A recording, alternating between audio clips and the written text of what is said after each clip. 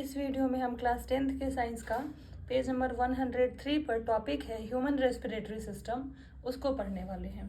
इसके पहले हमने इस चैप्टर का 2 वीडियो बना रखा है, जिसमें एक में न्यूट्रिशन टॉपिक और दूसरे में रेस्पिरेशन को स्टार्ट किया था। इस वीडियो में हम ह्यूमन रेस्पिरेटरी सिस्टम किस तरीके से है, कौन कौन से पार्ट है, कैसे गैसेस एक्सचेंज होता है, उसको यहाँ पे डिस्कस करने वाले हैं। तो चलिए शुरू करते हैं। In human beings air is taken into the body through the nostrils. Human beings में एयर जो है वो नॉस्ट्रिल से जो है बॉडी के अंदर जाता है। The air passing through the nostrils is filtered by fine hairs that line the passage. हमारे नोज के अंदर जो नेजल पैसेज है उसके अंदर फाइन हेयर्स होते हैं, जिसके थ्रू जो एयर है वो फिल्टर होता है। The passage is also lined with mucus which helps in this process. साथ ही साथ नेजल पैसेज के अंदर म्यूकस भी प्रेजेंट होता है, जेली लाइक सब्सटेंस, वो भी हेल्प करता है जो एयर है उसको प्यूरिफाई करने में, एयर जो है उसको फिल्टर करने में।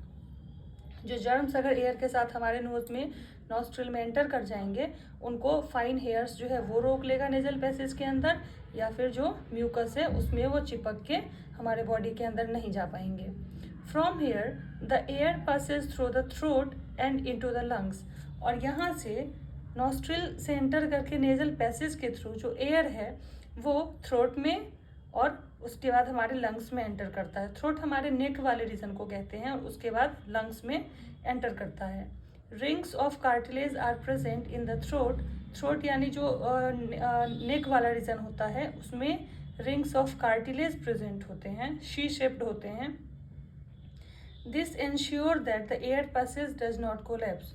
एयर अचानक से अगर कभी बहुत ज़्यादा चला गया या कभी कम गया तो ये थ्रोट जो है वो कोलैप्स ना हो, इसके लिए उसमें रिंग्स ऑफ कार्टिलेज होते हैं, शी शेप्ड होते हैं, जो कि ये इंश्योर करते हैं कि जो थ्रोट है वो कोलैप्स ना हो, जो एयर पैसेज है वो कोलैप्स ना हो।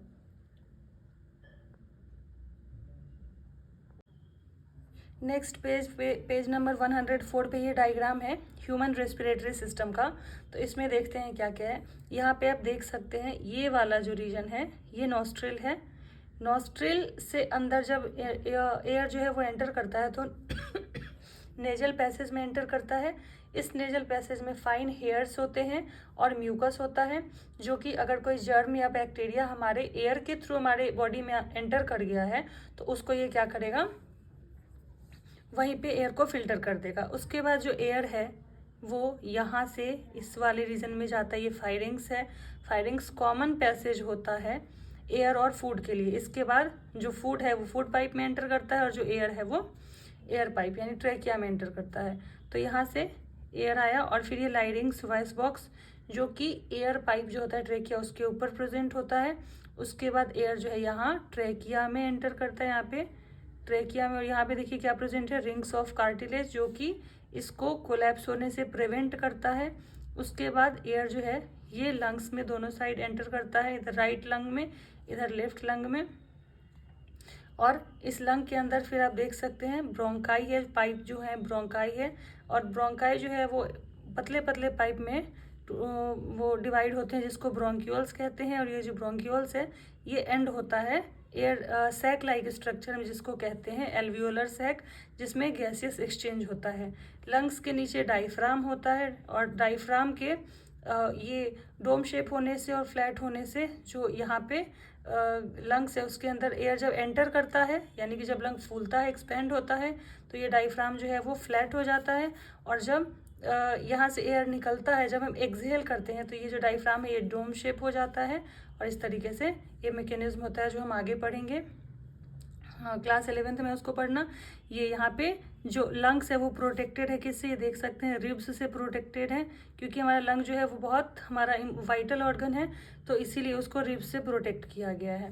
तो ये वाला डायग्राम बहुत इंपॉर्टेंट है, इसमें ये पूरा पैसेज बताया गया है। नॉस्ट्रिल यहाँ पे होता है, यहाँ से नेजल पैसेज, फिर ये pharynx, larynx, trachea, bronchi, bronchioles, alveolar sac. ये आपको सीक्वेंस भी याद रखना है कि एयर जो है वो लंग्स तक कैसे एंटर करता है। तो सबसे पहले यहाँ पे नॉस्ट्रिल, नॉस्ट्रिल से नेजल पैसेज, नेजल पैसेज से यहाँ पे pharynx, pharynx to larynx, then trachea, trachea के बाद ब्रोंकाई, जो पहले पाइप मोटे मोटे पाइप होते हैं वो ब्रोंकाई, ये मोटे मोटे पाइप पतले पाइप में डिवाइड होते हैं ब्रोंक्यूल्स, और फाइनली एल्वियोलर सैक। यहाँ अंदर में तो ये यहाँ पे आप देख सकते हैं ये बलून लाइक स्ट्रक्चर है, स्वेलन स्ट्रक्चर है बटन शेप, तो ये एल्वियोलर सैक होता है। और इसी में गैसियस एक्सचेंज होता है, ऑक्सीजन जो एयर के साथ आता है वो ब्लड में आ जाता है, और ब्लड से कार्बन डाइऑक्साइड जो है वो वापस लंग्स एल्वियोलर सैक में आएगा, जिसको हम फिर एक्सहेल करते हैं। तो ये पूरा डायग्राम है, बहुत इंपॉर्टेंट डायग्राम है, तो सीक्वेंस भी आपको याद रखना है और ये डायग्राम भी आपको याद रखना है।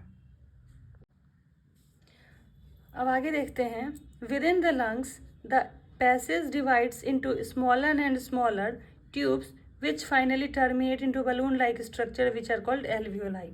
ये जो ऊपर हमने अभी डायग्राम में डिस्कस किया उसी के बारे में है यहाँ पे, कि लंग्स के अंदर ये जो पैसेज है, the passage divides into smaller and smaller tube which finally terminate in balloon like structure which is called alveoli. यहाँ पे ब्रोंकाई, फिर ब्रोंक्यूल्स और फिर एल्वियोलर सैक की बात कर रहा है। The alveoli provides a surface where the exchange of gases can takes place. ये जो एल्वियोलाई है वो सरफेस प्रोवाइड करता है गैसेस एक्सचेंज करने के लिए। The walls of alveoli contain an extensive network of blood vessels. जो एल्वियोलाई है, ये जो अगर ऐसे हम एल्वियोलाई यहाँ पे बनाएंगे तो इसमें इस तरीके से अगर ये बैग लाइक स्ट्रक्चर है तो इसमें इस लाइनिंग पे बहुत सारे ब्लड वेसल्स होते हैं, जिसके थ्रू गैसियस एक्सचेंज होता है डिफ्यूजन के प्रोसेस से। जो ऑक्सीजन है वो ब्लड में आएगा और जो कार्बन डाइऑक्साइड है वो एल्वियोलर सैक में आएगा। As we have seen in earlier years, when we breathe in, we lift our ribs, flatten our diaphragm, and the chest cavity becomes larger as a result. जब हम breathe in करते हैं, यानी कि जब हम इनहेल करते हैं, जब हम एयर को लेते हैं अपने बॉडी के अंदर, उस समय वी लिफ्ट आवर रिब्स, जो रिब्स है हमारा वो आउटवर्ड लिफ्ट मतलब बाहर की तरफ हो जाता है। फ्लैटन आवर डाइफ्राम, जो डाइफ्राम यहाँ पे है वो फ्लैटन हो जाता है इस तरीके से। And the chest cavity becomes larger as a result. तो ऐसे में क्या होगा कि ये जो रिब्स है ये बाहर की तरफ आ गए, जो डाइफ्राम है नीचे की तरफ फ्लैट हो गया, तो यहाँ पे एरिया जो है वो बढ़ जाता है। तो और उसमें क्या होगा कि मैक्सिमम अमाउंट में एयर जो है वो हमारे लंग्स के अंदर एंटर करता है। Because of this air is sucked into the lungs and फिल्स the expanded alveoli. और इस रीजन से क्या होता है कि एयर जो है वो हमारे लंग्स के अंदर सक्ड मतलब अंदर आ जाता है और एल्वियोलाई में भर जाता है। The blood brings carbon dioxide from the rest of the body. पूरे बॉडी से ब्लड जो है वो कार्बन डाइऑक्साइड को लेके आता है for release into the alveoli, alveoli में रिलीज करने के लिए। And the oxygen in the alveolar air is taken up by blood in the alveolar blood vessels to be transported. और जो ऑक्सीजन है वो जो ऑक्सीजन है वो ब्लड में आ जाता है, एल्वियोलर ब्लड वेसल्स में आ जाता है और वो ट्रांसपोर्ट कर दिया जाता है बॉडी के पूरे सेल्स में। During the breathing cycle, when air is taken in and let out, the lungs always contain a residual volume of air so that there is sufficient time for oxygen to be absorbed and for the carbon dioxide to be released. और ये जो exchange होता है gases का, वो जो breathing cycle चलती है इनहेल और एक्सहेल करने की, उस समय लंग्स में कुछ अमाउंट में एयर प्रेजेंट होते हैं जिसको रेसिडुअल वॉल्यूम ऑफ एयर कहते हैं। और ये रेसिडुअल वॉल्यूम ऑफ एयर इसलिए प्रेजेंट होता है ताकि लंग्स को थोड़ा टाइम मिल जाए, सफिशिएंट टाइम मिल जाए ऑक्सीजन को सेल्स में एब्जॉर्ब करने के लिए और कार्बन डाइऑक्साइड को बॉडी से रिलीज करने के लिए।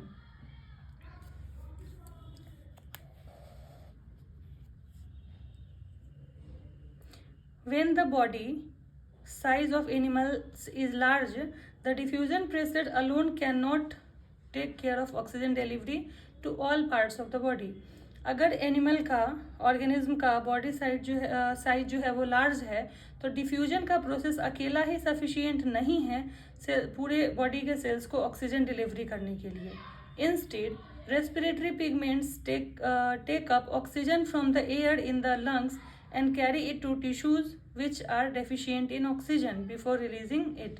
इसलिए क्या होता है कि रेस्पिरेटरी पिगमेंट प्रेजेंट होता है ब्लड के अंदर, जो कि ऑक्सीजन को टेकअप करता है एयर से और लंग्स के अंदर, और फिर उसको कैरी करता है टिश्यू के पास, और टिश्यू से सेल्स के पास, जो सेल्स ऑक्सीजन डेफिशिएंट होते हैं। In human beings, the respiratory pigment is hemoglobin, which have a very high affinity for oxygen. Human beings के अंदर वो जो रेस्पिरेटरी पिगमेंट है वो हीमोग्लोबिन होता है, और हीमोग्लोबिन के पास ऑक्सीजन के लिए बहुत ज़्यादा एफिनिटी होती है, अट्रैक्शन कह सकते हैं एफिनिटी को। This pigment is present in the red blood corpuscles. और ये जो हीमोग्लोबिन है, आपसे ये क्वेश्चन ऑब्जेक्टिव में पूछेगा कि रेस्पिरेटरी पिगमेंट ह्यूमन के अंदर जो होता है उसका क्या नाम होता है, तो हीमोग्लोबिन। और ये जो हीमोग्लोबिन है वो रेड ब्लड कर्पस्कल यानी आरबीसी में प्रेजेंट होता है। ह्यूमन के आरबीसी का लाइफ स्पैन कितना होता है, 120 डेज, तो ये आप याद रखिएगा। Carbon dioxide is more soluble in water than oxygen is and hence is mostly transported in the dissolved form in our blood. Carbon dioxide जो है वो वाटर में ज़्यादा सोल्यूबल होता है ऑक्सीजन के कंपैरिजन में, इसलिए कार्बन डाइऑक्साइड जो है वो जनरली डिजॉल्व्ड फॉर्म में जो है हमारे ब्लड में वो ट्रांसपोर्ट होता है प्लाज्मा के अंदर।